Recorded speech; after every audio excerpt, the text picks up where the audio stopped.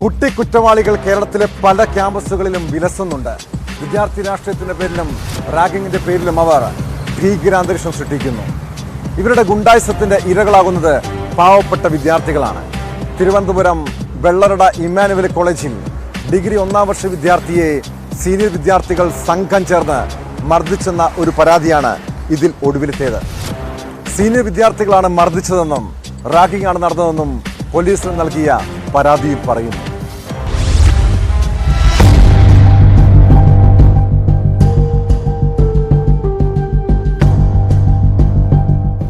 നെയ്യാറ്റിൻകര സ്വദേശിയായ മനു എസ് കുമാറിനാണ് മർദ്ദനമേറ്റത്. ഇമ്മാനുവൽ കോളേജിലെ തന്നെ ബികോം 3ാം വർഷ വിദ്യാർത്ഥികളാണ് മർദ്ദിച്ചതെന്ന് മനു ആര്യങ്കോട് പോലീസിന് നൽകിയ പരാതിയിൽ പറയുന്നു. പ്രകോപനമില്ലാതെയാണ് മർദ്ദിച്ചതെന്നും റാഗിംഗ് ആണെന്നുമാണ് ആരോപണം. 20ഓളം പേർ ചേർന്ന് മർദ്ദിച്ചു. കാലുകൾ കൂട്ടിപ്പിടിച്ചതിനാൽ ഓടി രക്ഷപ്പെടാൻ സാധിച്ചില്ല. തല ഭിത്തിയിലിടിച്ചു. കണ്ണിൽ വിരലുകൊണ്ട് കുത്തി. തലമുടി പിഴുതെടുത്തു. കരഞ്ഞു കാലു പിടിച്ചപ്പോൾ മുതുകിലിടിച്ചതായും പരാതിയിലുണ്ട്. വിദ്യാർത്ഥി ഇപ്പോൾ നെയ്യാറ്റിൻകര ജനറൽ ആശുപത്രിയിൽ ചികിത്സയിലാണ്.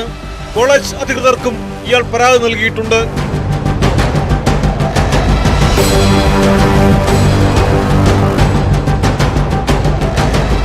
ന്യൂസ് 18 തിരുവനന്തപുരം.